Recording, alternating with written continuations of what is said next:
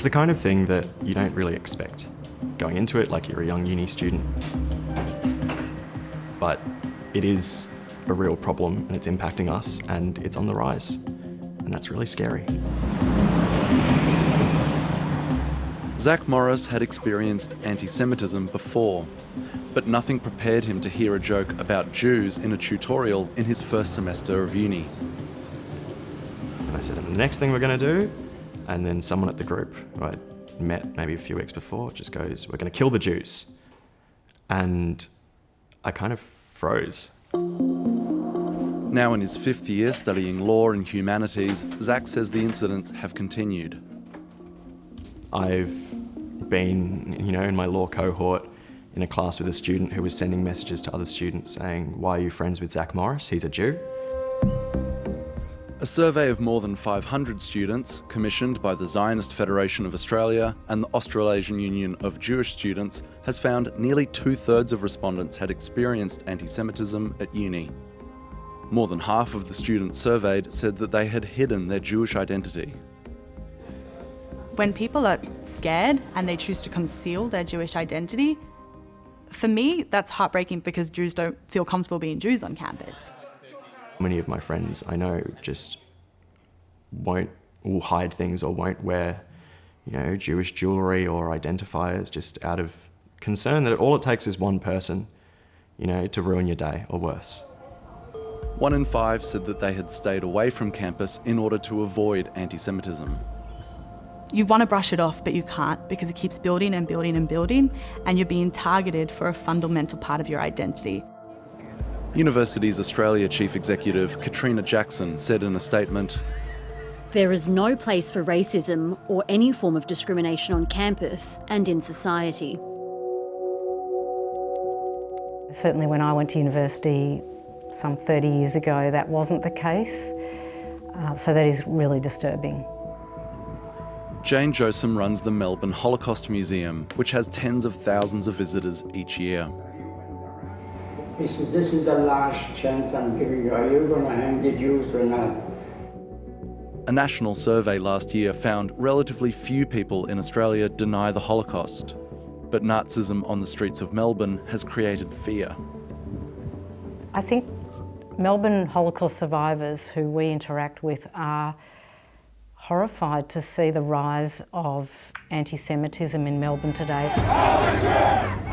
Anti-Semitism has been around for thousands of years and has been described as the world's oldest hatred.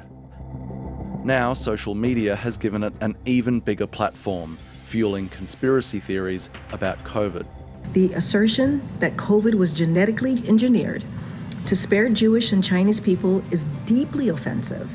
Rapper Kanye West has publicly repeated anti-Semitic slurs. I could literally say anti-Semitic and they can't drop me.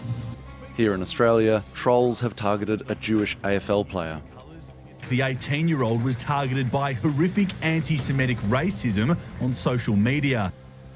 There is more social media out there than there was a decade ago, but the rate of anti-Semitism has grown faster than the rate of adoption of social media. New research from the Online Hate Prevention Institute and the Executive Council of Australian Jewry shows alarming levels of anti-Semitism on major tech platforms, including Holocaust-related content. The traditional anti-Semitism, which is the other really big category, ranges from conspiracy theories such as Jews controlling the world, the banks, the government, etc. But it also includes more historic forms that keep reappearing, things like the blood libel. Things like claims that Jews killed Jesus. Andre Obler, who led the research comparing 9 different platforms, says the problem was most prevalent on Twitter. This group, which recently had its account suspended, has simply set up a new one. We stand as proud white men. People can defame and demonise whole groups of people, and it's very difficult to get prosecutions on that. Researcher Julie Nathan has compiled reports of violent anti-Semitic posts by several people. One man was investigated by New South Wales Police. But the Office of the Director of Public Prosecutions declined the approval to charge him with hate speech threatening or inciting violence. It is very concerning because I think people who are calling for violence against anyone should face the law, and the law needs to be effective to deal with them. In a statement, New South Wales Police said that the ODPP had declined to approve the charge in 9 out of 11 cases. Some states, like New South Wales and Victoria, have banned Nazi symbols, while others are preparing to. In June, the federal government introduced a bill that would ban the Nazi swastika and the SS symbol. By banning the Nazi symbols, we are sending the clearest possible message that there's no tolerance in our country for any form of racial or religious vilification, no tolerance for anti-Semitism. I've said in introducing this legislation that if we need to go further, we will. Andre Obler says Australia needs a broader ban on the glorification of Nazism, as well as laws requiring tech platforms to take down more hate speech. We do it for pollution, we do it in all sorts of other areas of regulation. Why don't we do it in social media?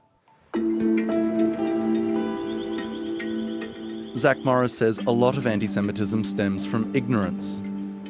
And in the real world, he chooses to engage the people behind it, like his classmate who joked about killing Jews. So I took him for coffee and we had a good long chat. And since then, we've actually become pretty close friends, and he's done a lot of real good in, calling out anti-Semitism on campus.